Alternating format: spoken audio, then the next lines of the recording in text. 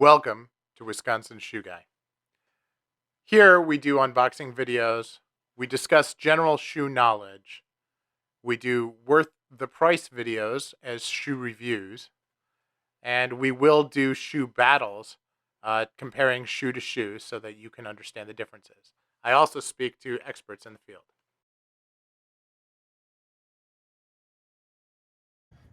All right, welcome back. Today we're going to do a shoe review, and we're actually going to talk about both of these shoes today and do a complete review on each of them. These are both new to my rotation. I picked them up in December. Both of them took 8 to 12 weeks to make, and they're both really exciting shoes. Now, I like to usually have worn my shoes quite a bit before I do a review on them, but I've had a lot of questions about these, so I want to make sure that I do them quickly. You can see it's not like they're unworn. Okay, in either case, I have established some wear on them, but they are still, for all intents and purposes, pretty new. Now the two shoes are very, very different, but both very high end. The shoes on the left here, this is an Acme William, and the ones on the right are St. Crispins model 633. And both of them are custom, things that I decided to add to them. The patterns are standard patterns from the maker. What I really look for in high-end shoes is the level of detail surrounding how they make the shoe. And I look for what's important to the maker about that. Okay? So it's not all about finishing, but it is about detail. And detail is what I really, really like about these shoes. So let's start with the St. Crispins. The St. Crispins are made from shrunken bison. Okay? So this is actually a natural texture, which is one of my first. Most of my textures are embossed, and so there's a tanning process that they go through that makes it shrink up like this. But bison always has a texture, and so instead of a bunch of lines, which are three-dimensional, it now has this really cool pattern. And they did a good job of taking that pattern and starting with a small pattern going around the shoe, and you can tell that this is one piece of leather getting progressively bigger, and then this is the other piece of leather. They started very big and got a little small to the butt stitch, which is where they do it. Now, butt stitches are not common. There's a skin stitch pattern, which actually has a lot of tension lines behind it, but this butt stitch is actually something that very few makers will do. I've asked about it on a number of them, and many will attempt a skin stitch, but they don't do this. So what is a skin stitch? Well, a skin stitch is where it's like this, and you can see the tension lines there. See? Very different, and very, very difficult to do, right? Not all shoemakers do either. So it is an interesting thing. So now, both of these are Norwegian welted, but the Norwegian welt is done differently. So this is a Norvegese welt, and this is in a natural color. And you can see they actually have the leather sticking out underneath a little bit, which is kind of cool. And it's consistent all the way around. Okay.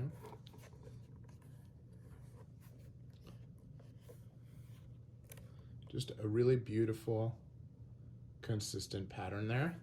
On the edge of the shoe, something I want you to notice, this is one solid piece of leather for the sole. This is not stacked. It's 10 millimeters thick. That's pretty uncommon by itself. Something to think about. Okay. I had my initials done. And yes, my initial, I didn't have WSG. I thought about it, but I decided not to. Maybe on one pair down the road. They do not do a gentleman's corner. Very, very cool pattern of nails here. Small heel pad. Slight bevel in the waist, but not extreme. But a good, solid arch that they build into the shoe. And these shoes are extremely comfortable. And this is on a modified last for my foot. The top line of these is higher than the first pair that I bought from St. Crispins. And so what I learned is that if you have your first pair and you do the trial shoes and everything on that particular design, when you do the next one in a different design, you should talk to them about the joining of the facing and about the top line, and make sure that it's going to fit properly, because that can be something that you adjust as you go. So, you know, something that you learn something new every day. One thing that I talked about during the unboxing that I thought was interesting and certainly worthy of note, I had the hollowed shoe trees done for this, and I just have to say, that is the nicest looking shoe tree I've ever seen. It's very cool. Very hollow. And that's my last number in there. So just a really, really cool way of doing it. So from the edge to the sole to the leather, then this stitch up here is also quite unique. A very cool thing that St. Crispins does. So hand welted, hand stitched. They did the Norwegians by hand. They do these incredible soles.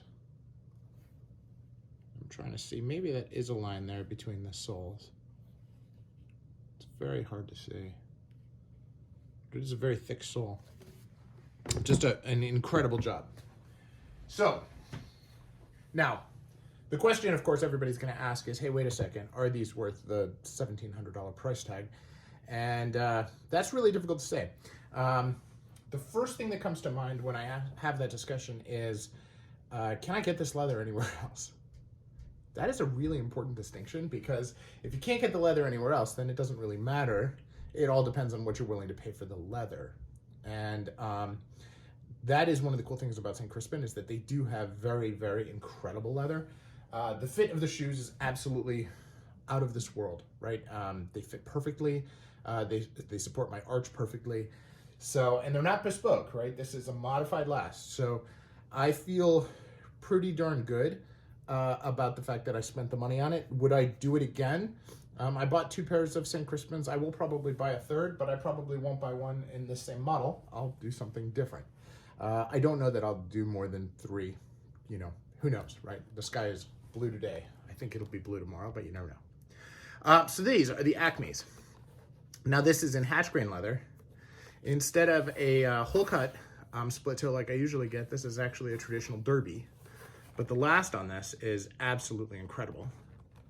Very, very different, right? I mean, if you look at these two side by side, well, this last is very good.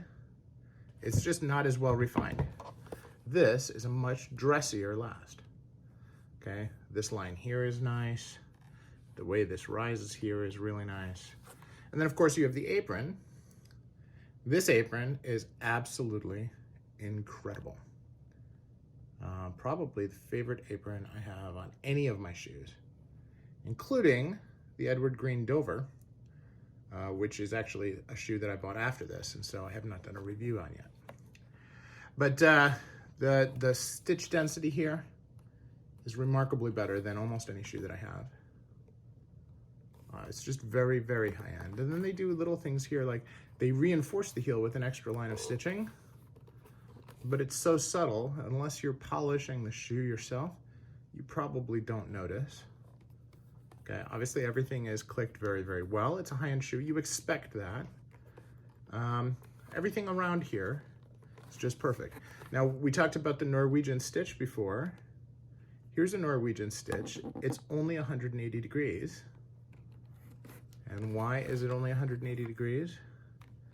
It's because I did a very, very sharp Parisian fiddleback waist. Okay, now that means that they stop the Norwegian here, and then in this area, they either cement it or they Blake stitch it by hand underneath. It's very difficult to do a Blake stitch with a machine in that small space.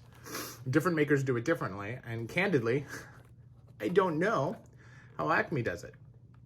So that is a question that I need to find out. Now, you can also see here, there's an incredible distance between the flat part where it's against the ground and the shoe itself. So you have a very, very pronounced arch, like you do on the St. Crispin. And it's just an incredible shoe. Also a very, very thick sole, and then carved down. You can see here on the heel, the waist is thinner than the heel. The only other maker that I have that does that is Macariello. So very, very cool. Very nice shoes. Couldn't be happier. But again, the question comes down, like it did with the St. Crispins, is this a $1,700, $1,800 shoe? And it is consistent in quality and look and feel to the St. Crispins, right? This is not on a modified last. This is a standard last, so the fit is not as good, but it is every bit as high quality. It feels as good, and it is remarkably different, which is why I really wanted to do these two together. Because when you're expanding a collection and you're looking for shoes, you really don't want shoes to be the same. And that generates another question. What do you do when you have another shoe that does look remarkably the same? And this does look very, very similar. Now, when you look at the details, okay, both on the toe and the stitching, really depending on the light in the color, but most importantly, the last. Right? Here, let me make sure this is in focus for you. I apologize that I seem to always have trouble with that. The last on the Acme is just much better, but they are both very, very nice hand-welted shoes. And that is a question. It's a question that you always have to ask yourself. What do I do? How do I make sure that they're different? Are they different enough in order for me to have two shoes in the same collection? As you get to, my goal is to get to 120 shoes. As I get to 120, it's going to be more and more difficult to find shoes that are 100% unique. Now, with welt, with color, with stitch patterns, with the pattern of the shoe, I mean, that one is a hole cut, this is a derby. There are definitely pronounced differences, but that is a question that you have to ask yourself if you decide to get into collecting like I do, how you're going to do it. So anywho, thank you so much for watching. I hope that you found the reviews helpful. And again, I'm going to say something that I've said on other reviews before. Oh, by the way, I neglected to talk about the asymmetry here. But if you look at you can see, if you look at the heel here, you can see the difference on the top line from the inside to the outside. That is consistent with these as it is consistent with these. Okay? It's part of the high-end ethos to have a top line that is more formed to your foot. So, but as you consider, how much money do I spend on a shoe? Once you get over the $1,200 mark, it's really, really hard to tell the difference between a $1,200 shoe and a $2,500 shoe. And once you're over the $600 mark, which is this one again, the question becomes, is this shoe $1,000 more than this one? And what do you get for it? Now, this is not asymmetric. We talked about a lot of the details, but this is also a hand-welted shoe in a very, very similar type of leather. So you have to ask yourself, is it worth it? And I'm going to let you make that decision on your own. I will say that I have 30 to 40 shoes in the tier 2 area, and I have 17 in the tier 1 area, most of which I bought on extreme sales and are not MTO like these. It is something that I struggle with, and I'm sure you do too. So thanks for watching. Wisconsin Shoe Guy, and I'm out.